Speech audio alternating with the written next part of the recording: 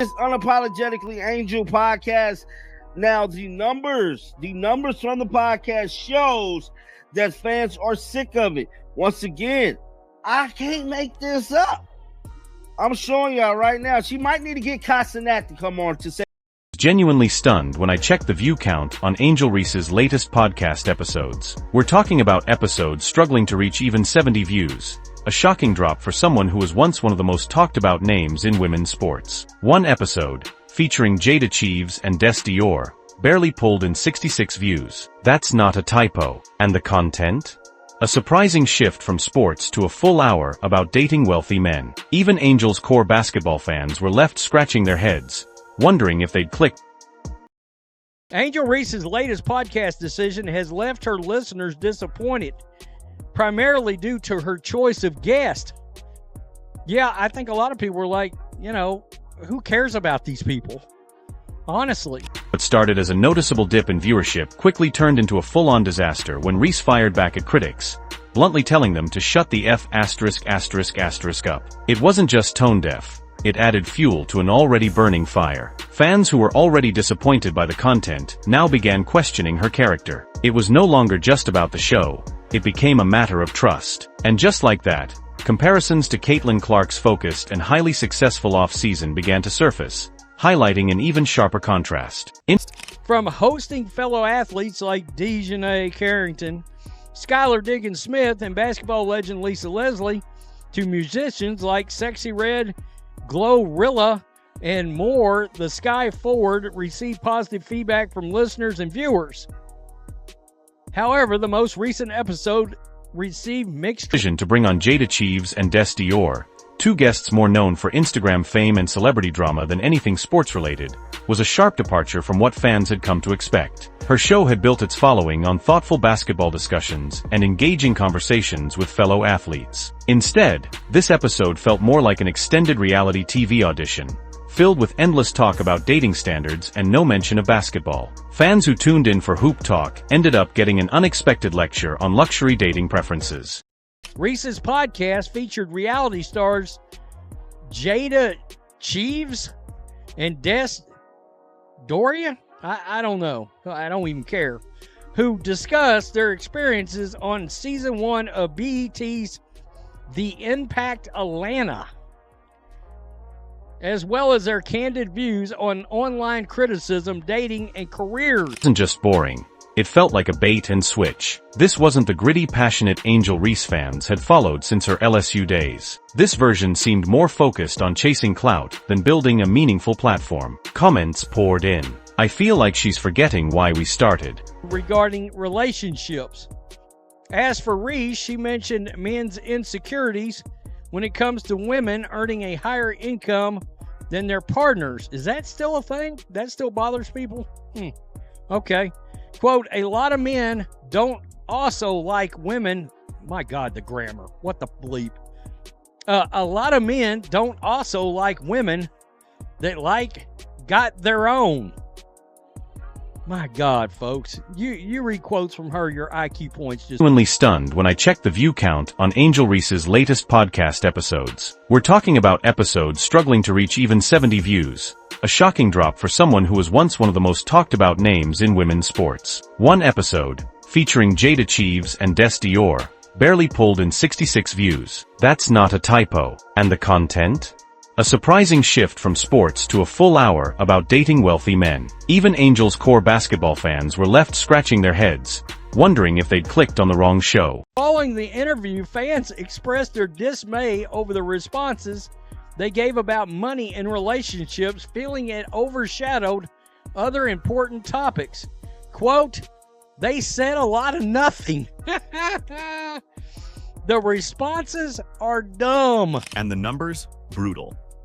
We're talking started as a noticeable dip in viewership quickly turned into a full-on disaster when Reese fired back at critics, bluntly telling them to shut the F*** up. It wasn't just tone-deaf. It added fuel to an already burning fire. Fans who were already disappointed by the content now began questioning her character. It was no longer just about the show. It became a matter of trust. And just like that, comparisons to Caitlin Clark's focused and highly successful off-season began to surface, highlighting an even sharper contrast. Another person added, quote, "This is like the one podcast where 3 kids judge food they haven't eaten, laugh out loud." The same goes for a commenter who said, "Losing brain cells listening to this podcast." I just said IQ points were literally melting away from my brain pan as we To bring on Jada Cheeves and Des Dior, 2 guests more known for Instagram fame and celebrity drama than anything sports-related, was a sharp departure from what fans had come to expect. Her show had built its following on thoughtful basketball discussions and engaging conversations with fellow athletes. Instead, this episode felt more like an extended reality TV audition, filled with endless talk about dating standards and no mention of basketball. Fans who tuned in for hoop talk ended up getting an unexpected lecture on luxury dating preferences. Angel, all these women out here doing phenomenal things, but you choose rappers' girlfriends to interview just really throws me. That's a hell of a... It wasn't just boring. It felt like a bait and switch. This wasn't the gritty, passionate Angel Reese fans had followed since her LSU days. This version seemed more focused on chasing clout than building a meaningful platform. Comments poured in. "I feel like she's forgetting why we started." It was a slow erosion of trust, ending in a tone-deaf episode that will likely be studied for years as a lesson in how not to pivot your brand. Because once your fans feel ignored, it doesn't take long for them to disappear. And for Angel Reese, the silence says it all. We have to pull up her podcast, man, because y'all might think I'm lying. I am not lying. This is not clickbait at all, guys. So as we pull up the Unapologetically Angel podcast, I mean, hell, she just released the episode 10 minutes ago. It got 66 views. This one right here got 781. His podcast has officially hit rock bottom. Incredibly, her show couldn't even crack 5,000 views in a single week. Yes, that's not a typo. We're talking about a high-profile WNBA star with massive media attention, major brand deals, and a loyal following from her college days. And yet, her own audience couldn't be bothered to hit play. That's not just a slump, it's a complete collapse.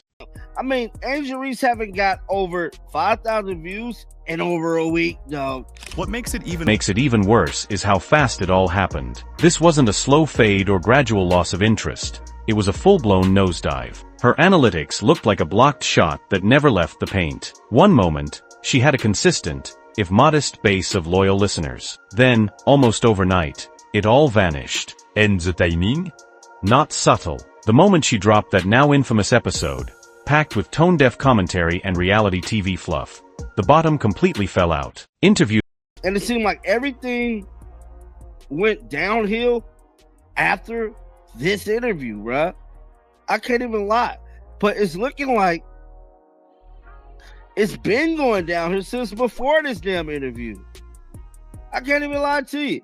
It's looking like Kennedy Carter might be, DJ Nat Carrington might be her biggest fallout was immediate and brutal. Analysts estimate her viewership plunged by over 90% practically overnight. That's unheard of. Imagine building a platform over months, strategizing, booking guests, promoting your brand, only to see nearly the entire audience abandon ship in just a few days. It wasn't just apathy. Fans were unsubscribing, unfollowing, and publicly distancing themselves from her. The message was loud and clear. They felt betrayed. Interview. Even with the backing of Shaquille O'Neal's major podcast network, slick editing, and premium production value, it wasn't enough to save the show. All the resources in the world can't fix a creator's disconnect from their core audience. And that's what this really comes down to. Angel misunderstood what her fans wanted. Interview.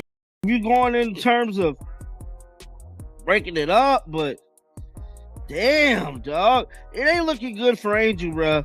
Now, I just wanted to show y'all the numbers to show y'all I wasn't clickbaiting or picking on.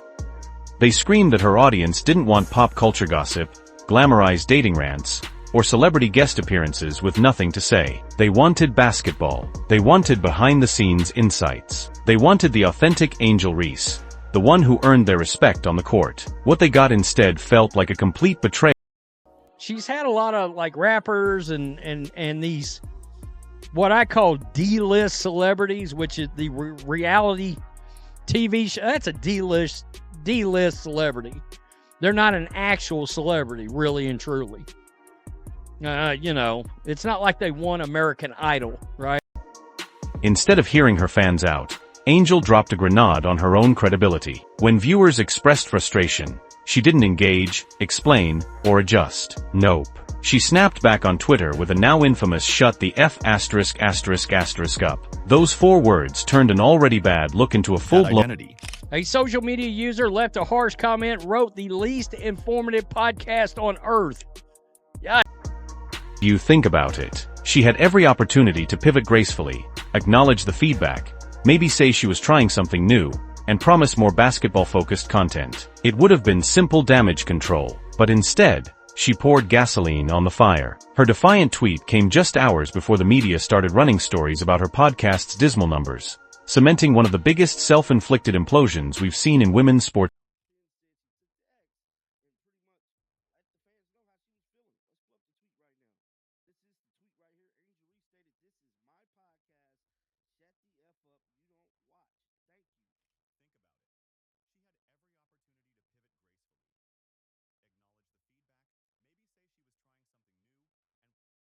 Her social media platforms became war zones. Longtime supporters were openly questioning her priorities and attitude. One fan dropped the mic with this line: "We are the shareholders of your content. If you can't take the heat, get off the mic." That's not trolling. That's heartbreak from a community that once believed in her. Dismal numbers, cementing one of the biggest self-inflicted implosions we've seen in women's sports media. Check out the comments. This one stated, you scrapped the baby. This one too. So fans is definitely still bringing up that DaBaby interview, which that one never came out. She received harsh criticism from her fan base for that specific interview as well. Like clockwork, the Caitlin Clark comparisons started flying in. Fans pointed out how Clark, who hasn't even launched a podcast yet, already seems to understand audience connection better than Angel. Comments flooded in, suggesting that if Clark ever decided to start a podcast, it would immediately outperform Angel's, simply because Clark knows how to speak to people without alienating them. It got worse. Fans began suggesting guest lists for Angel. Can she get good guests on her podcast? That's another thing. A lot of these WNBA players have come on there, but you got to wonder how many of them are actually really in demand, right? And, like clockwork, in business, coaching, sports, or leadership. But instead, they got Instagram influencers and TikTok talking points. One fan nailed it with this: "With all the amazing women out there, you chose to spotlight rapper girlfriends?" Girlfriends? Ouch. I don't understand. What is the value of bringing rappers' girlfriends on to have a conversation with them? That one person's right. Why would you not want to platform people that has something meaningful to talk about? This person said, why not platform other successful women that's actually done some things? Not a bad question. Behind-the-scenes whispers started swirling. People in the content space began questioning whether Angel had any real intention of continuing her basketball journey, or if she was more focused on influencer clout. One content creator summed up the sentiment perfectly: "She ain't locked in on hoops, she's chasing red carpet flashes and viral moments." And what makes it all worse?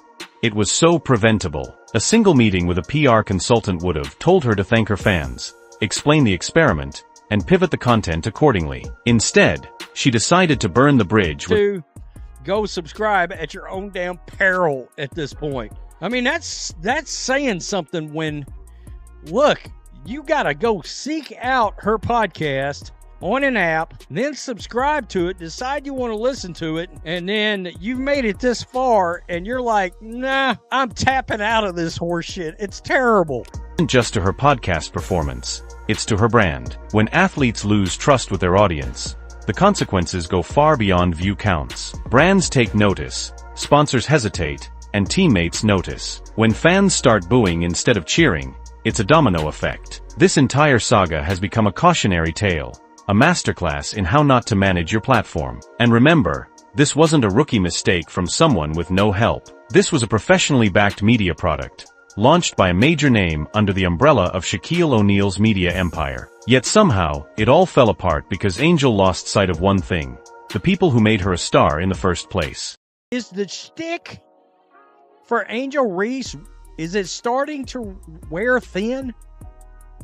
Is the faucet of Angel Reese's celebrity starting to slowly slow down? Question mark? You got to. Now, sponsors and brands will be re-evaluating. Will they want to align themselves with someone who alienates her core fans? Will they invest in a face that actively insults their base when challenged? These are tough questions, and Angel may not like the answers. Every athlete watching this should be taking notes. Building a personal brand isn't just about popularity, it's about AUT. Authenticity, respect, end listening. The real leçon here. When fans feel heard, they'll support you forever. When they feel disrespected, they'll leave just as quickly as they came. Angel Reese had the platform, the production, and the presence. What she lacked was connection. And in today's digital world, that's the one thing you absolutely can't fake. Do you agree? Let us know in the comments. Like, subscribe, and turn on all notifications so you never miss out. Click the video on the screen, and we'll see you in the next one.